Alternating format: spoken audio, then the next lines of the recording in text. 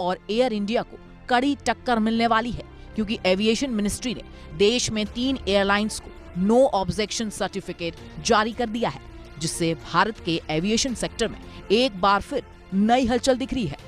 जिन विमान कंपनियों को एनओसी जारी किया गया है, उसमें पहला नाम है शंक एयर, दूसरा अल हिंद और तीसरा फ्लाई एक्सप्रेस। इन तीनों नई एयरलाइंस मैदान में उतरने की पूरी तैयारी भी कर ली है।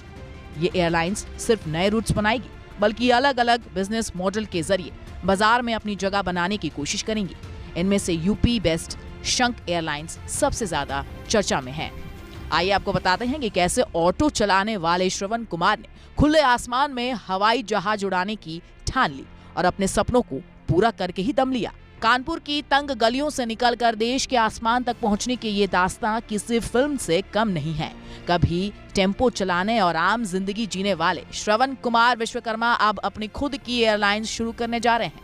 हवाई चप्पल पहनने वाले लोगों को हवाई सफर कराने का सपना देखने वाले श्रवण ने उत्तर प्रदेश की पहली एयरलाइंस का सपना संजोया और उसे शंक एयरलाइंस नाम देकर इसे साकार करने की दिशा में एक और कदम आगे बढ़ा दिए हैं।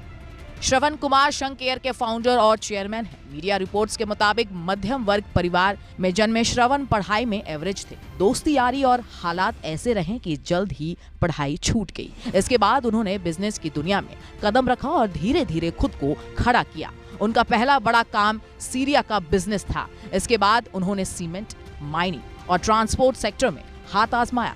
ट्रकों का बड़ा बेड़ा खड़ा किया और यही से उनकी कारोबारी की पहचान हुई।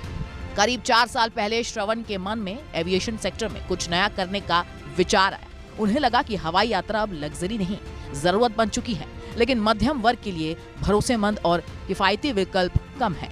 इसी सोच से शंक एयरलाइंस की नींव पड़ी। एयरलाइंस के नाम को लेकर श्रवण कहते हैं कि शंख उनके लिए आस्था और पहचान का प्रतीक है। हर घर में शंख होता है,